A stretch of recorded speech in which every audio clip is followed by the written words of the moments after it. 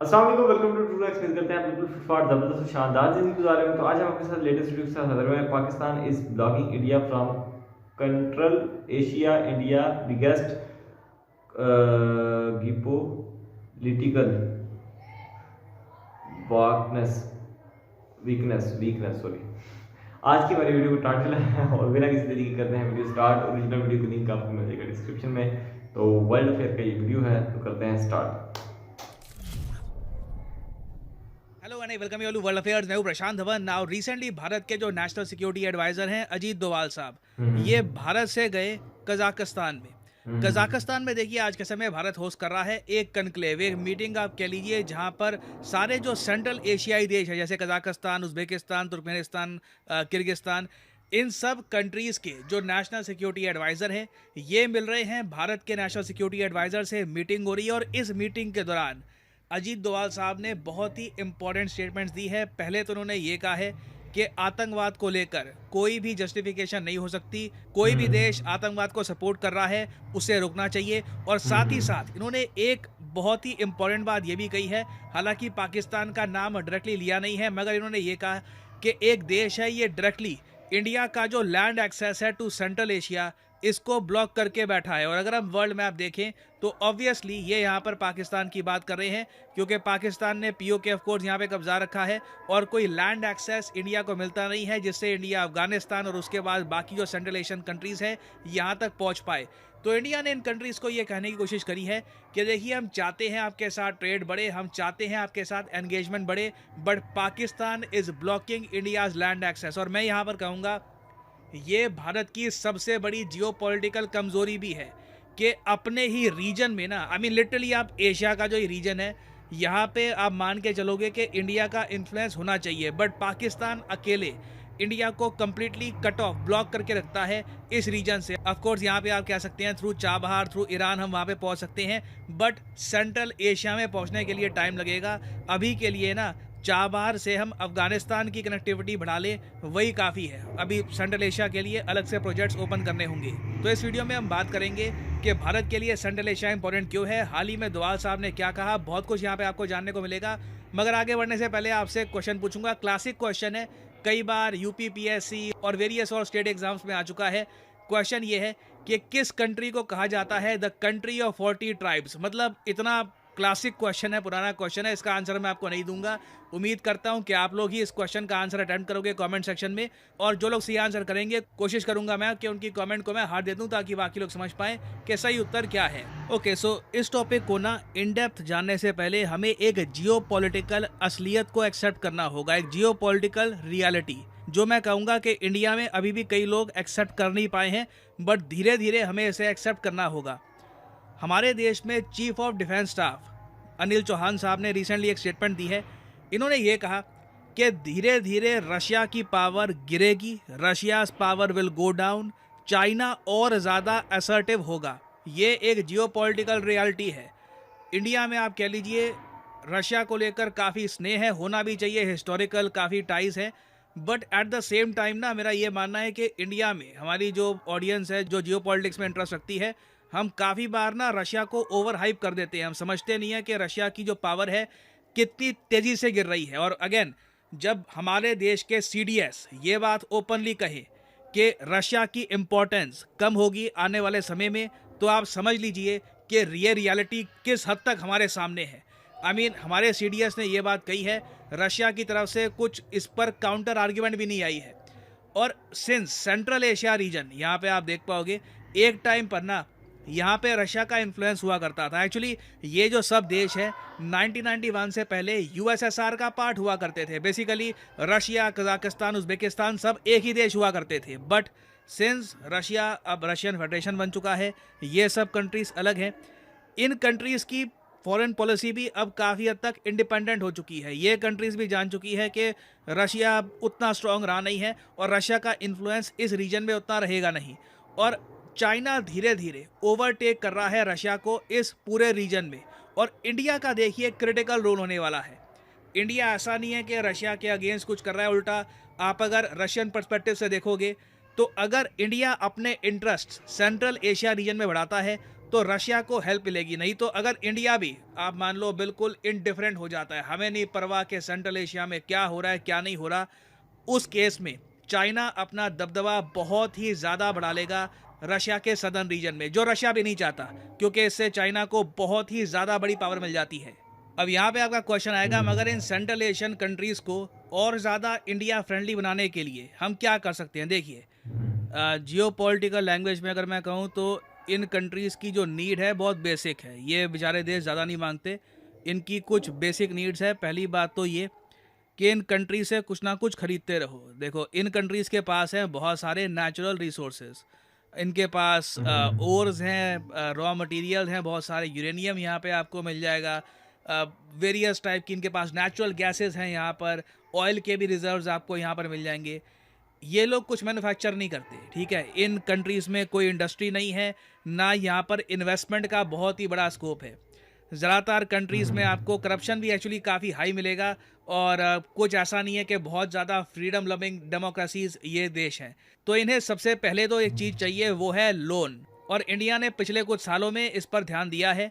India ने $1 billion से भी ऊपर के लाइन ऑफ क्रेडिट, जो लोन आप कह लीजिए सॉफ्ट लोन ही होते हैं एक टाइप के, ये एक्सटेंड कर रखे हैं सेंट्रल एशियन कंट्रीज़ को फॉर वेरियस प्रोजेक्ट्स। और इन द फ्यूचर आप देखोगे ये जो भारत के लोन है सेंट्रल एशियन कंट्रीज़ को, ये बढ़ने ही वाले हैं। हालांकि लोन के मामले में हम चाइना से बहुत बहुत ज़्यादा पीछे हैं।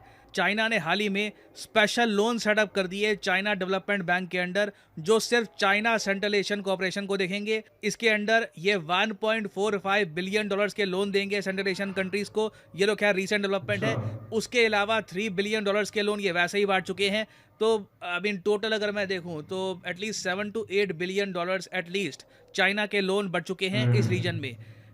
इंडिया रिलेटिवली पीछे है, मगर मेरा मानना यह है कि अगर इंडिया 1 से लेकर 2 बिलियन डॉलर्स के लोन और ऑफर करता है इस रीजन में, तो इंडिया कुछ हद तक अपने साइज के हिसाब से, इकोनॉमी की साइज के हिसाब से कैचअप कर रहा होगा।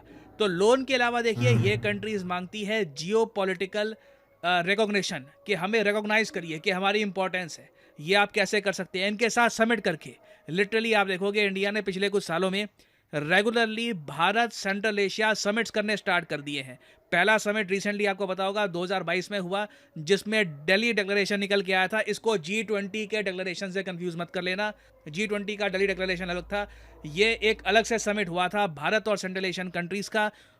इंडिया ने मेजर अनाउंसमेंट्स यहाँ पर करी थी कि हम यहाँ पे इन्वेस्टमेंट्स बढ़ाएंगे, पीपल टू पीपल कॉन्टैक्ट हम इंक्रीज करेंगे। बट घूम फिर के ना, इंडिया का एक बड़ा डिसएडवांटेज है, चाइना एक प्रॉपर बॉर्डर शेयर करता है कजाकिस्तान के साथ, जो सबसे बड़ा सेंट्रल एशियन कंट्री है। वेरएस इंडिया का जो एक्सेस है ना सेंट्रल एशिया को, ये ब्लॉक हो रखा है। अगर हमारे पास पाकिस्तान ऑक्यूपाइड कश्मीर होता तो हम आराम से अफगानिस्तान का जो ये एरिया है इसको यूज करके तजिकिस्तान से कनेक्टिविटी अपनी बढ़ा सकते थे। It would have been perfect for us, but sadly हम ये नहीं कर पा रहे। और इसलिए देखिए, कल को अगर हम लोग पीओके को वापस लेने की कोशिश करेंगे भी ना, तो बड़ा लंबा प्रोसेस होगा। मैं अज्यूम कर सकता हूँ पीओके का जो नीचे का पार्ट है, साउथ का पार्ट, ये एक बार को हम एक फास्ट ऑपरेशन में इंडिया में वापस मर्ज कर सकते हैं।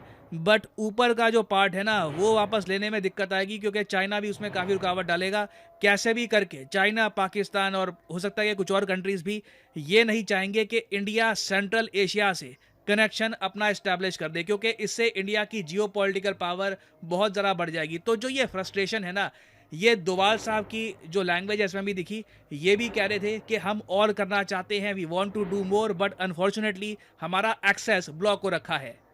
अब यहाँ पे आपका अगला क्वेश्चन ये आएगा कि चलो ठीक है, ये प्रॉब्लम हमारे सामने है, मगर हम और क्या कर सकते हैं? जो प्रॉब्लम है तो है, उसके बियॉन्ड हम क्या कर सकते हैं? देखिए, एक बहुत ही अच्छा तरीका है सेंट्रल एशियन कंट्रीज़ को अपनी तरफ करने का, कि इंडिया अपनी फाइनेंशियल टेक्नोलॉजी अगर शेयर करता है तो इससे सेंट्रल एशियन कंट्रीज ज़्यादा कनेक्टेड फील करेगी विद इंडियन इकोनॉमी। हाल ही में डोवाल साहब ने भी ये ऑफर दिया है सेंट्रल एशियन देशों को। यहाँ पे आप देख पाओगे, आपको आर्टिकल दिख जाएगा, India offers to setup digital payment systems in Central Asian countries. India ने यह कहा है कि जिस तरीके से यूपीआई है, वैसा सिस्टम हम आपके यहाँ भी एस्टैब्लिश कर सकते हैं। इंडिया ऑलरेडी श्रीलंका के साथ ये कर रहा है।